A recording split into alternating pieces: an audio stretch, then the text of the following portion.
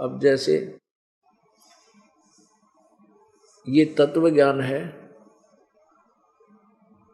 और तत्व ज्ञान में प्रत्येक पॉइंट क्लियर करके चलना पड़ता है ताकि जरा सा भी शंका श्रोता को ना रह जाए। और जब तक शंका समाधान साथ नहीं होगा तो ये सत्संग जो हम श्रवण कर रहे हैं इसमें भी हम मन उथल पुथल मचाता रहेगा। इसलिए दास की कोशिश रहती है, ये प्रयत्न रहता है कि इन शंकाओं का समाधान साथ करते चले। अब जैसे यहाँ हम काल के लोक में आए हुए हैं, इसको ब्रह्म बोलते हैं। ब्रह्म का अर्थ वैसे परमात्मा होता है, भगवान ब्रह्म। लेकिन यहाँ का ब्रह्म जो है ये ज्योति निरंजन ब्रह्म रूप से ये परिपक्व हो गया।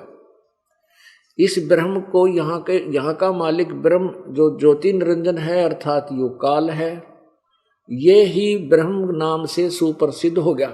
इसलिए परमेश्वर की परिभाषा बताने के लिए पूर्ण ब्रह्म अक्षर का प्रयोग करना पड़ता है। अब जैसे ब्रह्म का अर्थ भगवान, ईश कहो चाहे ब्रह्म कहो, प्रभु कहो, इतना ही काफी था यदि एक ही प्रभु होता। लेकिन यहाँ 21 ब्रह्मांड का प्रभु यानी स्वामी ये ज्योति निरंजन काल है, इसलिए ये अपने ब्रह्मांडों में प्रभु नाम ब्रह्म नाम से प्रसिद्ध हो गया।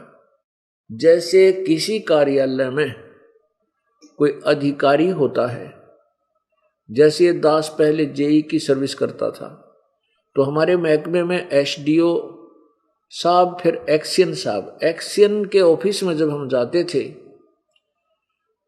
तो वहाँ कोई भी कार्य होता था तो वहाँ के जो कर्मचारी थे वो कहते थे साहब ने ये काम बोला है, एक दूसरे से कहते थे साहब ने ऐसा कहा, तो उनके लिए अंडरस्टूड होता था वो साहब कौन है, एक्शन साहब। वो बार बार नहीं कहते एक्शन साहब ने ऐसे कहा, एक्शन साहब ने नहीं, उनके लिए अंडरस्टूड होता था कि साहब ने ऐसे बोला, तो सबको अंडरस्टूड था कि एक्शन के आदेश है, तो वो वहां साहब पका हुआ है। तो ऐसे ही एक ब्रह्मांड में यहां भगवान यानी ब्रह्म ये काल पक गया। इससे ऊपर एक परब्रह्म है जो 7 संख ब्रह्मांड का प्रभु है, और परब्रह्म से ऊपर यानी ओवरऑल कंट्रोलर परम अक्षर ब्रह्म है। परम अक्षर ब्रह्म के विषय में गीता जी अध्याय नंबर 8 के श्लोक नंबर 3 में कहा है, और गीता जी अध्याय नंबर 15 के श्लोक नंबर 16 और 17 में 3 भगवानों की न्यारी न्यारी स्थिति है। एक क्षर पुरुष कहो चाहे ब्रह्म कहो, पुरुष माने परमात्मा, क्षर पुरुष ये क्षर ब्रह्म, अक्षर पुरुष अक्षर ब्रह्म यानी परब्रह्म, और तीसरा परम अक्षर ब्रह्म अर्थात परम अक्षर पुरुष, पूर्ण परमात्मा, पूर्ण ब्रह्म। ये 3 स्थिति है। जो पूर्ण ब्रह्म है, जो परम अक्षर ब्रह्म है, वो असंख्य ब्रह्मांडों का ओवरऑल कंट्रोलर है, इंक्लूडिंग ब्रह्म के 21 ब्रह्मांड और परब्रह्म के 7 संख ब्रह्मांड, इन सब के ऊपर वो पूर्ण ब्रह्म परम अक्षर ब्रह्म कुल मालिक है। तो इसलिए अब हमने इस प्रत्येक स्थिति को समझना है, तब हम आगे चल पाएंगे। इस काल भगवान की स्थिति समझाने के लिए परमात्मा ने क्या उदाहरण दिया है कि इस काल के लोक में आप देख रहे हो कि बुरा हाल आपका, अपना पिता अपने बच्चों को ऐसे दुखी नहीं कर सकता। किसी की टांग कट रही है, किसी का बेटा मर गया, किसी की बेटी मर गई, किसी का कैंसर होगी, किसी को अधरंग मार गया, कोई कुत्ता बना रखा, कोई सुअर बना रखा, क्या खाता है वो। तो ऐसा जुल्म अपने बच्चों पे अपना पिता नहीं कर सकता और भगवान नहीं कर सकता। परमात्मा ये दुख नहीं कर सकता, और इसे दुख दे है वो भगवान नहीं है। पुण्यात्मा, इस काल के लोक में हम फंस गए। इस काल के लोक में फंसने के उपरांत यहां पर हमारा कर्म प्रधान बना दिए इसने। काल के लोक में फंसे तो हमारा, ब्रह्म के लोक में आए तो हमारा कर्म लगे, सतलोक में कर्म नहीं है, वहां कोई भी काम नहीं है, वहां किसी प्रकार का भी कोई काम नहीं है, कर्म नहीं है, ना कोई पाप होता है। वहां सदाबहार वृक्ष हैं, अमृत आहार है, अमृत के सरोवर भरे हुए हैं। वहां कोई राग नहीं, कोई द्वेष नहीं, कोई भाई बंटवारा नहीं, किसी चीज का कोई अभाव नहीं, कोई मन में दोष नहीं। तो हम वहां रहते थे। अब उस सुख की तलाश हम यहां करने लग गए। इस काल ने हमारे को ऐसी जगह डाल दिया। अब जिसके पुत्र नहीं है वो पुत्र प्राप्ति में ही समझता है कि मेरा बेटा हो जा, संतान हो जाए, बस मैं आनंद हो जाऊं, मौज हो जाए मेरी। या भूल ला रखी काल ने। जिनका संतान है उनने पूछ, उनसे पता कर लो वह कितने सुखी हैं और कितनी मौज से उनकी यहाँ पर। अब संतान है वो सोचा है भगवान मेरे बालक बड़े हो जाए, इनका शादी कर दूं, इनका बच्चे हो जाए, फिर मैंने मौज हो जा, आनंद हो जा। इन बुजुर्गों ने, वृद्धों ने पूछ लो जिनका पोते पोती भी हो रही है, दोते दोती हो रही, इनकी कितनी की मौज से। यहां सुख नाम की चीज नहीं।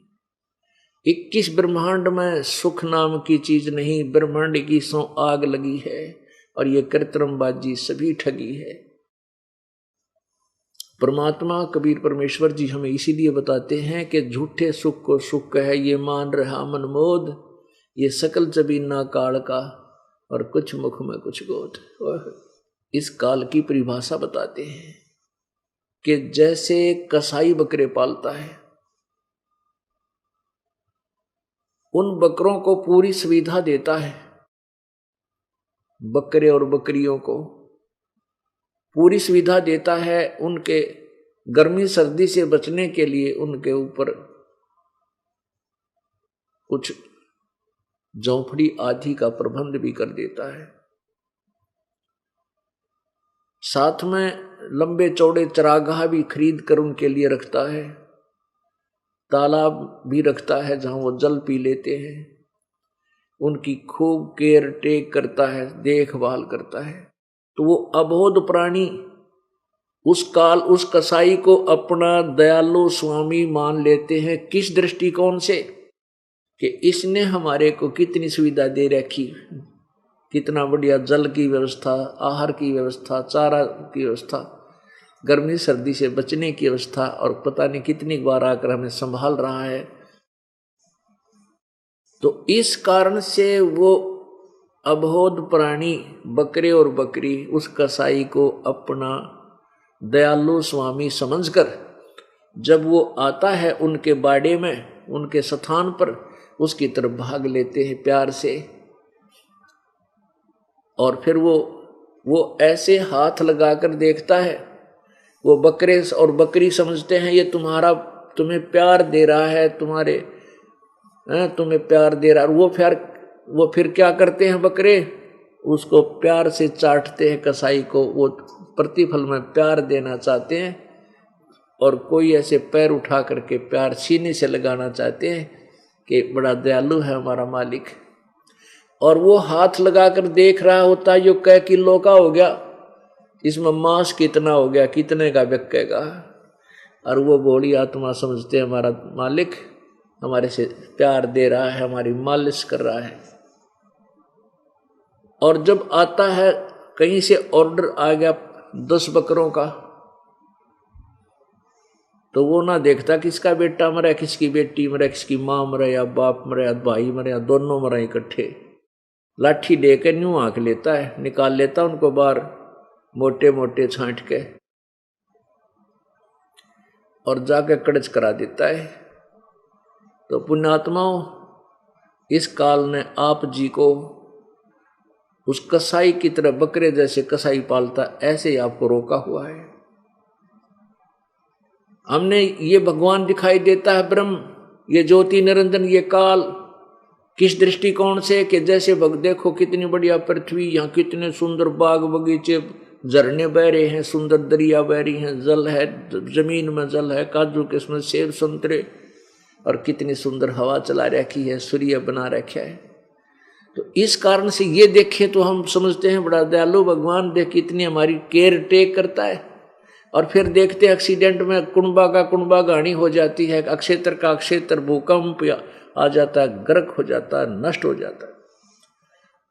तो फिर ये भगवान की संज्ञा समाप्त हो जाती है, फिर भगवान वाले गुण समाप्त हो जाते हैं। पर इतनी अकल हमारे में नहीं छोड़ रखी इस काल ने, हम सोच ही नहीं सकते कि हमने ये सोच रखा है यहाँ तो ऐसा होता ही है, और हम निश्चिंत हो जाते हैं। मरना तो है ही, वो भी मर गए भाई। दुख आता है, रोना आता है, लेकिन विकल्प कोई नहीं। तो फिर कुछ दिनों में वो जख्म भर जाता है, फिर हम वैसे बकवादों पर लग जाते हैं, फिर एक चोट ठोक देता है। इसलिए परमात्मा हमें याद दिलाते हैं,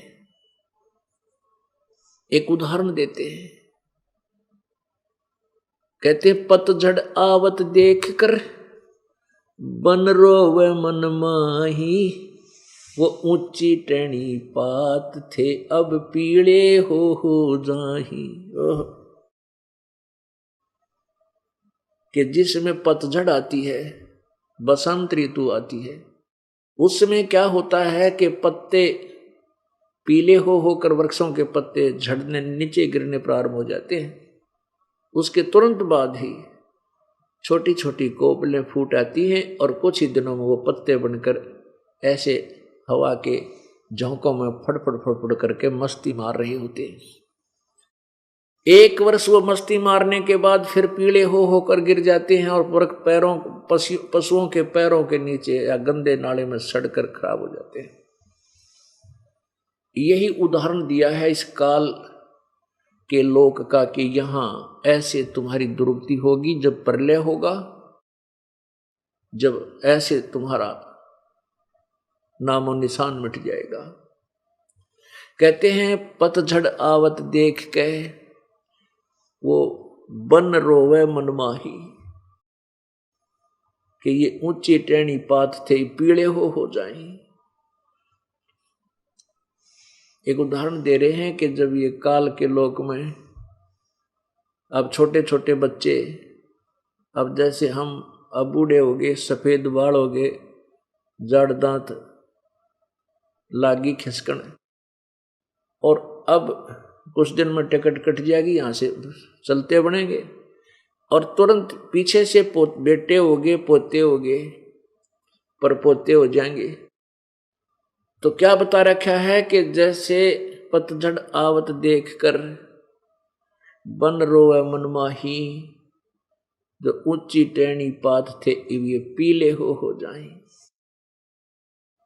तो ऐसे ही पत्ते, जैसे वृक्ष के पत्ते झड़ गए, वो टूट के गिर गए, वो तो गए, नाश हुआ, और छोटे छोटे फिर कोपल फूट गई और तुरंत फिर पत्ते बनकर वो मस्ती मार, एक साल वो नाच कूद लेंगे, फड़फड़ कर लेंगे, वो फिर गिर जाएंगे, उनका विनाश होगा। तो अब परमात्मा हमें यही काल के इस जाल को समझाने के लिए ऐसे एग्जाम्पल कोड कर रहे हैं, ऐसे उदाहरण दे रहे हैं। फिर क्या कहते हैं, जैसे एक व्यक्ति घर का अकेला, किसी का कैंसर होगी, एड्स होगी, वो फाइनल मौत है, वो तो खत्म न सोच लेता है, फिर वो रोता है बैठ के, हे भगवान मैं तो मरूंगा, अब मेरी मृत्यु होगी, अनु सोचा ही कहाँ जाऊंगा, क्या होगा मेरा, क्योंकि भरे परिवार को छोड़कर जब ये चलता है प्राणी, तब इसकी आंखें खुलती हैं। जब तक ये स्वस्थ है, 2 रोटी समय पर मिल रही है, बकवाद तोलता है, सारे नरी को बद कुमाता है, परमात्मा के निकट नहीं आता है तो नकली सा काम चाहिए, इसने भक्ति की सही व्यवस्था की आवश्यकता नहीं।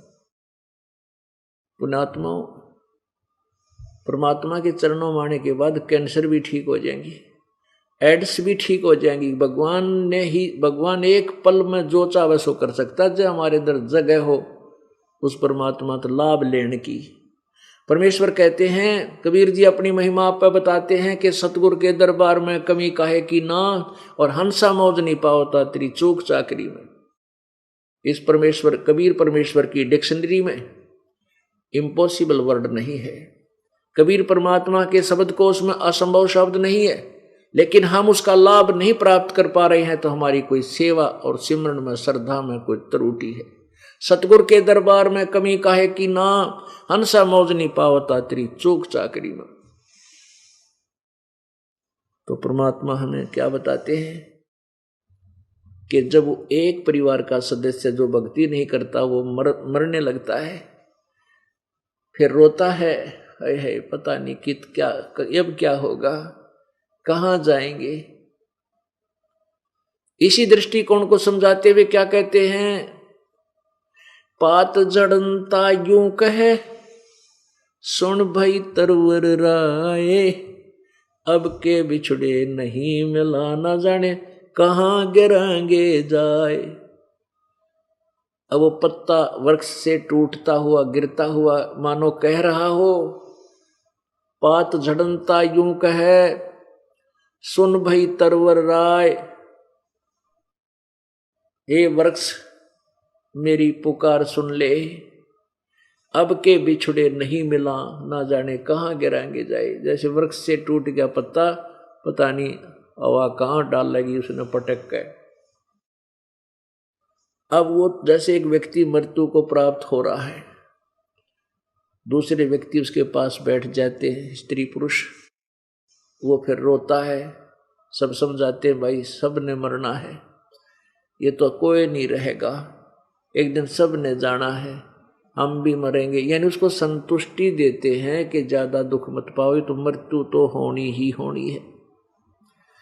तो यहां वो वृक्ष कहता है, मान लीजिए जैसे एक परिवार का सदस्य है और इस बड़े पूरे परिवार को त्याग कर जब चलता है तो उसके लिए क्या बढ़ती है। परमात्मा कहते हैं हिड़की दे दे रोएगी सुरता जब तू चलेगी अकेली। आत्मा को कहते हैं परमात्मा कि जब तू शरीर छोड़कर पूरे परिवार ने जिसने सारे न अपना मान रही थी, दिन रात पड़े नहीं था, एक पल की चैन नहीं थी और भगवान भजन की फुर्सत नहीं थी तेरे पास, तो उन्होंने कहते पछाड़ खा खा पड़ेगी, टक्कर मार मार कर रोएगी जब सारे सब कुछ त्याग कर चल पड़ेगी जिसको तू अपना माने बैठी है। हिड़की दे दे रोएगी सुरता जब तू चलेगी अकेली। तो यहां उदाहरण देकर परमात्मा कहते हैं तरवर कहता पात से सुनो पात एक बात, यहाँ की यह रीति है एक आवे एक जात। इस काल के लोक मत यह परंपरा है, यह रीति है। एक आ गया पोता हो गया, दादा मर गया, एक आया एक चालता बना। कहते यहाँ की यह रीति है एक आवे एक जात, अर्थात यहां कोई भी ठिकाना नहीं है। परमात्मा ने अभी आपका परमेश्वर की महिमा, परमेश्वर की वो सौषम वेद की एक वाणी आपको सुनाई थी,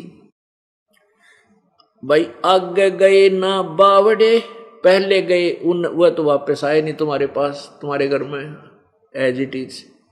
और रहते भी सब जाही बिन साहिब की बंदगी की ठोर ठिकाना नाही। साहिब मान परमात्मा पूर्ण ब्रह्म की भक्ति के बिना कितने ठोर ठिकाना नहीं। आज हम अपने इस घर कोठी कमरों को, फैक्ट्री और अपने रोजगार को अपना माने बैठे हैं, इन परिवार को अपना मानने बैठे, बेटे और बेटियों को, कार और कोठियों को नहीं। एक सेकंड का भरोसा नहीं, कब जीव यहां एक पल का भी भरोसा नहीं है, विश्वास नहीं है, कब मृत्यु हो जा। यहां से कहेंगे चलो चलो उठाओ उठाओ, फूको इसको, दबाओ गाड़ो। फिर यहां जैसे भी इसने पुण्य और पाप किए, उन पुण्य पापों के आधार पर ये कहां जाएगा, पुण्य के आधार पर स्वर्ग जाएगा। वहां इसका समय निर्धारित होगा कि तेरी जेब में कितना अमाउंट है, कितना पैसा है, यानी कितने पुण्य हैं, उसके आधार पर उसका समय निर्धारित हो जाएगा कि 5 वर्ष का स्वर्ग है तेरा। जब वो स्वर्ग समय समाप्त हो जाएगा, फिर उसी प्रकार यहां जैसे मर गया, वहां कहते मर गया, वो देव शरीर छूट गया, उठाओ उठाओ चलो यहां से, फिर नरक जाएगा। नरक का समय भी निर्धारित है। जब नरक का समय भोग लेगा फिर कहेगा चलो नीचे गधा बन। अब गधे का समय निर्धारित है, वो समय पूरा होते चल सुअर बन। यदि स्वर्ग महास्वर्ग तक चला गया तो भी मृत्यु है, ब्रह्मलोक तक भी जीव वापस आता है। इसलिए कहा कि बिन परमेश्वर की भक्ति बंदगी की तो ठोर ठिकाना ना, सतलोक में जाने के बाद या चलो चलो खत्म होगी और कितने रुकावट नहीं है, सब चलते रहेंगे। तो पुण्य आत्माओं, हमें सतलोक ही चलना है और सतलोक जाने का सुअवसर अब ये समय है जो बिचली पीढ़ी कलयुग की प्रारंभ हो चुकी है सन 1947 से, यानी 20वीं सदी से। और अब इस समय जिस पुण्यात्मा का मनुष्य जीवन है वो धन्य भागी है, पुण्य भागी है, और जो इस परमेश्वर के शरण में नहीं आ रहा है वो दुर्भाग्यशाली है, वो कर्महीन प्राणी है, महापाप का भागी है। परमात्मा ने मनुष्य शरीर दिया है केवल परमात्मा पाने, आत्म कल्याण कराने के लिए। जिस प्रकार यदि हम भक्ति नहीं करते हैं, बाकी क्या काम करते हैं जो अन्य पशु पक्षी करते हैं, नथिंग एल्स। यदि इसी काम के लिए मनुष्य शरीर दिया होता तो फिर इतना सुंदर शरीर भगवान अपने स्वरूप जैसा नहीं देता। एक आइटम और बना देता, गधे कुत्ता मत, एक और बना देता जो 84 लाख बना रखी। आपको विशेष जन्म, विशेष शरीर दिया है, इसमें सद्बुद्धि दी है, इतनी अकल दी है कि आप कुछ गर्मी सर्दी से, प्राकृतिक आपदाओं से बचने के लिए कुछ मकान बना सकते हो, झोंपड़ी डाल सकते हो, समय पर आहार कर सकते हो, बनाकर खा सकते हो, अपने दुख को किसी को कह के हल्का कर सकते हो, आप गुरु बना सकते हो और सत्य भक्ति कर सकते हो। यदि आप ये काम नहीं करते तो हम केवल एक पशु तुल्य ही कार्य कर रहे हैं। परमात्मा क्या बताते हैं, बेटा जाया खुशी हुई, भाई बहुत बजाए थाल, आवन जावन लगा हुआ है जो कीड़ी का नाले। ओहो, पहले राजा लोगों के पुत्र होता था, क्योंकि हमारे समाज में इन अज्ञानी गुरुओं ने एक और बीमारी पाल रखी है कि जिसका बेटा नहीं उसकी गति नहीं, जिसका बेटा नहीं वो उसकी गति नहीं हो सकती, वो महापापी प्राणी है।